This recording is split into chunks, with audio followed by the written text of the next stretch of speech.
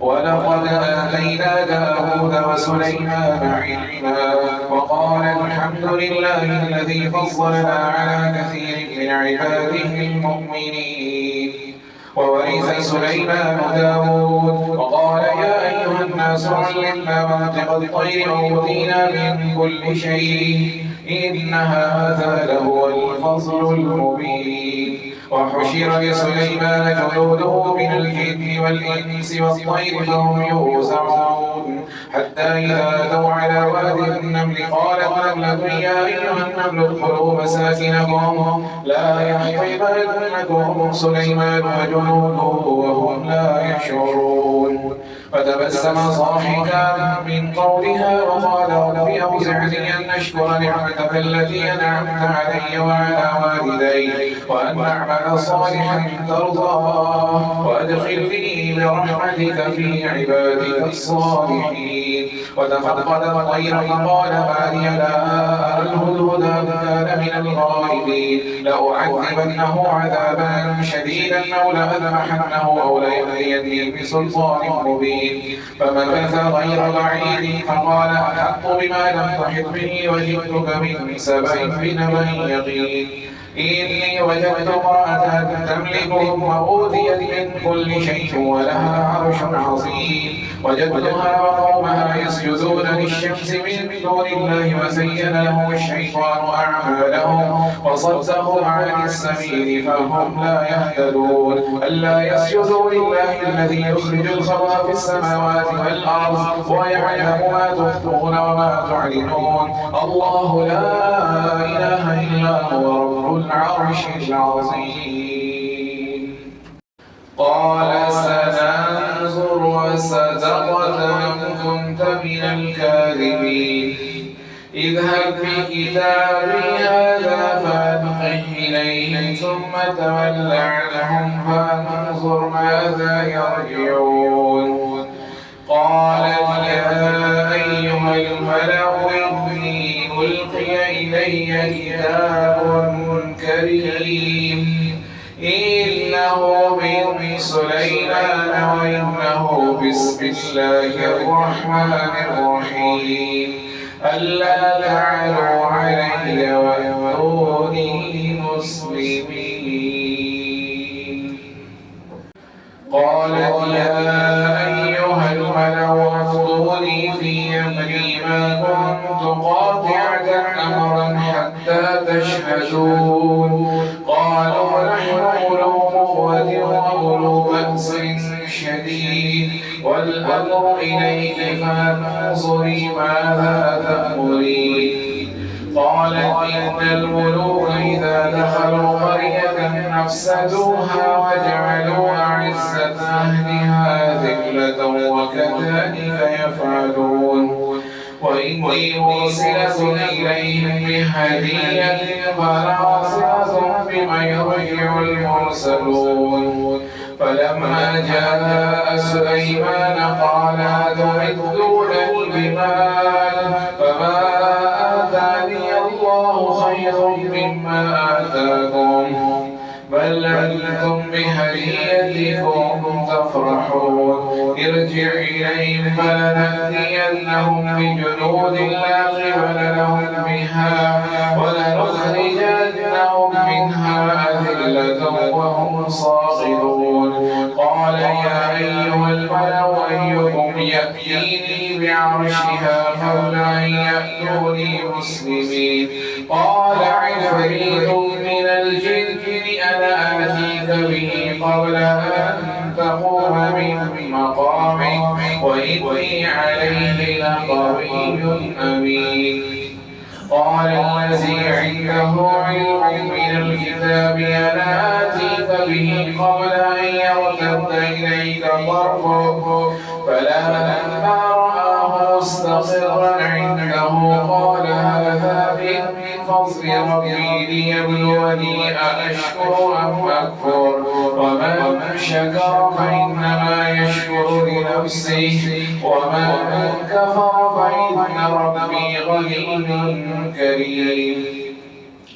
قال نكروا لها عرشها ننظر أتهتدي أم تكون من الذين لا يهتدون فلما جاءت قيل أهكذا عرشك قالت كأنه هو وأوتينا العلم من قبلها وكنا مسلمين وصدها ما كانت تعبد من دون الله إنها كانت من قوم كافرين قيل له ادخل الصرح فلما رأته حسبته لجة وكشفت عن ساقيها قال إنه صرح ممرد من قوارير قالت رب إني ظلمت نفسي وأسلمت مع سليمان لله رب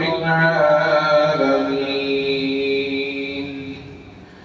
أرسلنا إلى ثمود أخاهم صالحا أن اعبدوا الله فإذا هم فريقان يختصمون قال يا قوم لم تستعجلون بالسيئة قبل الحسنة لولا تستغفرون الله لعلكم ترحمون قالوا طيرنا بك وبمن معك قال طائركم عند الله بل أنتم قوم تفتنون وكان في المدينة 9 رهط يفسدون في الأرض ولا يصلحون قالوا تقاسموا بالله لنبيتنه وأهله ثم لنقولن لوليه ما شهدنا مهلك أهله وإنا لصادقون ومكروا مكرا ومكرنا مكرا وهم لا يشعرون فانظر كيف كان عاقبة مكرهم أنا دمرناهم وقومهم أجمعين فتلك بيوتهم خاوية بما ظلموا إن في ذلك لآية لقوم يعلمون وأنجينا الذين آمنوا وكانوا يتقون ولوطا إذ قال لقومه إنكم لتأتون الفاحشة ما سبقكم بها من أحد من العالمين إنكم لتأتون الرجال شهوة من دون النساء بل أنتم قوم تجهلون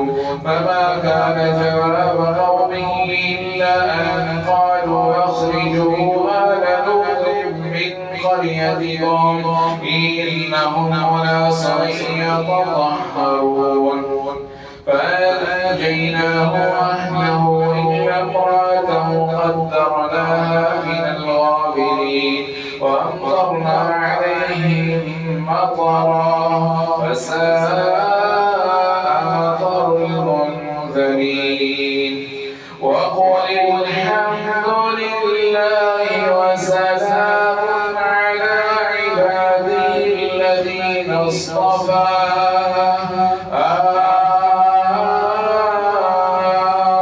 الله خير أما يشركون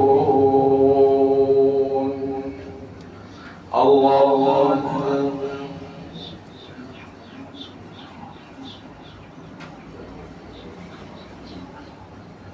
سمع الله لمن حمده الله أكبر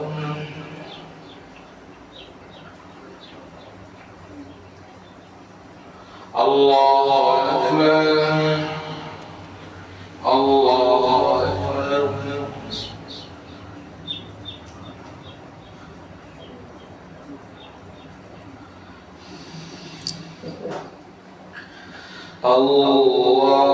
الله أكبر الحمد لله رب العالمين الرحمن الرحيم مالك يوم الدين إياك نعبد وإياك نستعين اهدنا الصراط المستقيم صراط الذين أنعمت عليهم عليهم غير المغضوب عليهم ولا الضالين.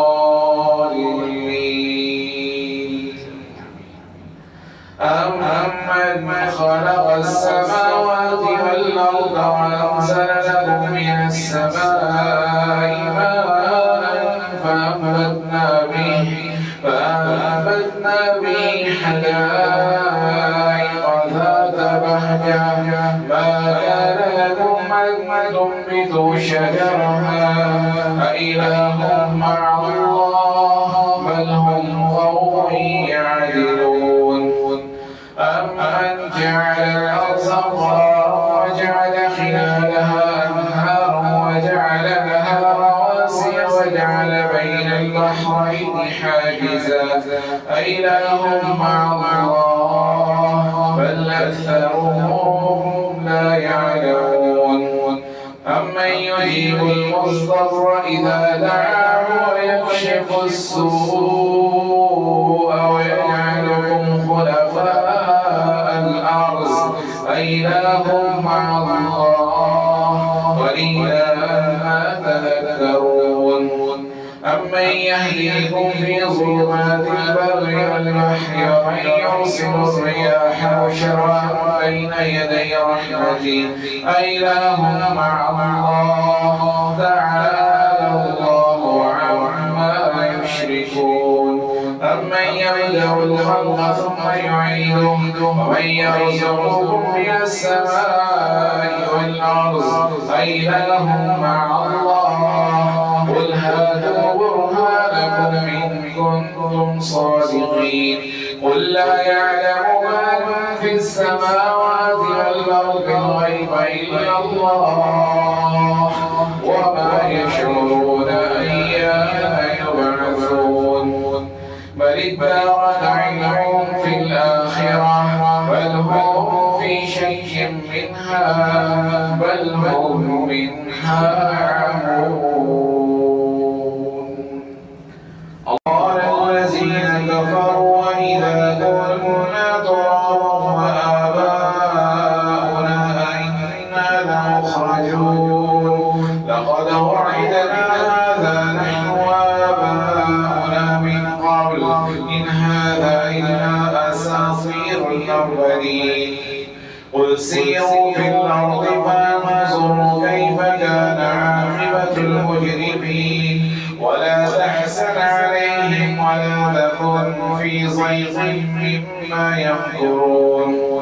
ويقولون متى هذا الوعد إن كنتم صادقين قل عسى أن يكون ردف لكم بعض الذي تستعجلون. وإن ربك لذو فضل على الناس ولكن أكثرهم لا يشكرون.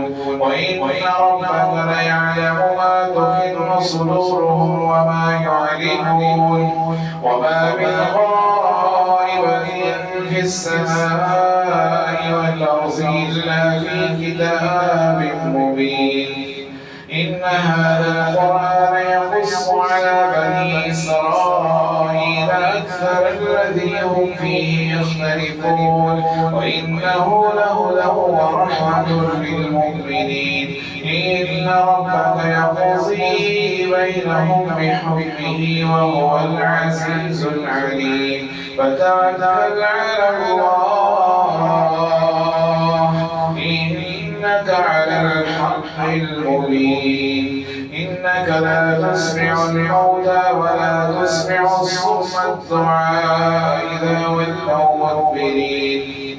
وما أنت بهاد العمي عن ضلالتهم إن تسمع إلا من يؤمن بآياتنا فهم مسلمون. وإذا وقع القول عليهم أخرجنا لهم دابة من الأرض تكلمهم أن الناس كانوا بآياتنا لا يوقنون. ونحشر من كل أمة فوجا ممن يكذب بآياتنا فهم يوزعون حتى إذا جاءوا قال كذبتم بآيات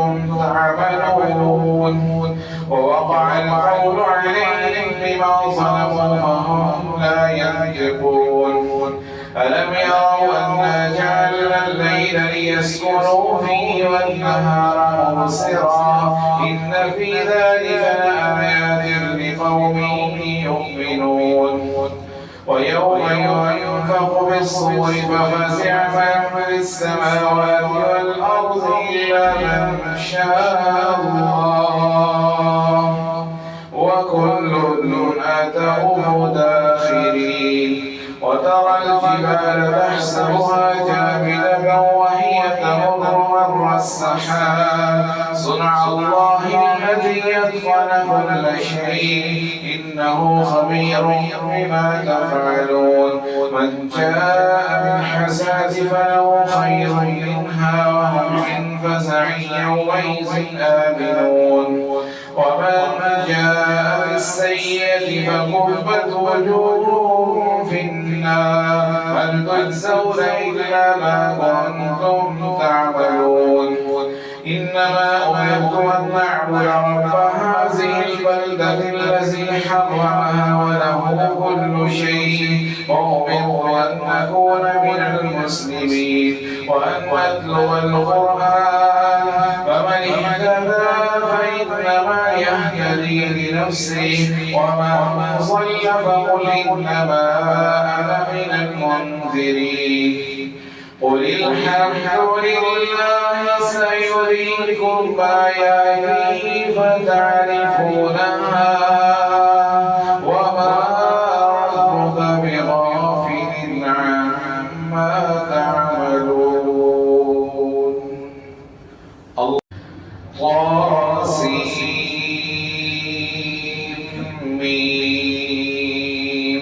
تلك آيات الكتاب المبين نتلو عليك من نبأ موسى وفرعون بالحق لقوم يؤمنون إن فرعون علا في الأرض وجعل أهلها شيعا يستضعف طائفة منهم يذبح أبناءهم ويستحيي نساءهم إنه كان من المفسدين ونريد أن نمن على الذين استضعفوا في الأرض ونجعلهم أئمة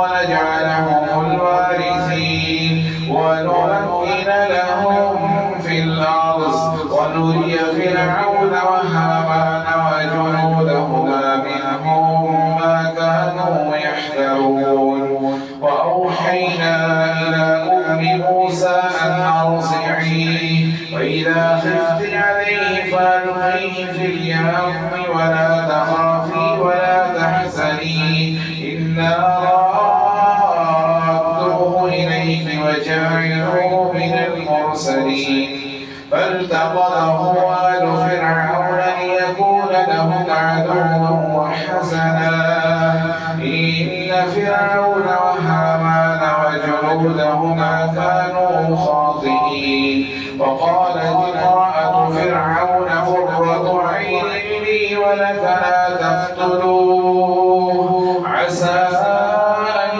ينفعنا أو نتخذه ولدا وهم لا يشعرون وأصبح فؤاد أم موسى فارغا إن كادت لتبدي به لولا أن ربطنا على قلبها لتكون من المؤمنين وقالت لأخته قصيه فبصرت به عن جنب وهم لا يشعرون وحرمنا عليه المراضع من قبل فقالت هل أدلكم على أهل بيت يكفلونه لكم وهم له ناصحون فرددناه إلى أمه كي تقر عينها ولا تحزن ولتعلم أن وعد الله حق ولكن أكثر الناس لا يعلمون